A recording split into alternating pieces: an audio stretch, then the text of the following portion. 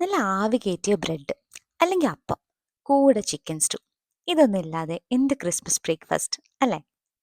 ഒരു അടിപൊളി chicken stew ഉണ്ടാക്കിയാലോ? നല്ല ഫ്ലേവർഫുൾ ആയിട്ടുള്ള ക്രീമി ചിക്കൻ സ്റ്റൂ. വെളിച്ചെണ്ണ ചൂടായി വരുന്നതിൻ്റെ ഒപ്പം തന്നെ ഗ്രാമ്പൂ, പട്ട, ഏലക്ക ഇട്ട് അതിലേക്ക് ജിഞ്ചർ ഗാർലിക് പേസ്റ്റ്, സവാള, green chilli and curry leaves add ചെയ്തിട്ട് സവാള ഒരു ലൈറ്റ് ബ്രൗൺ കളർ ആകുന്നവരെ സോട്ടേ ചെയ്യാം.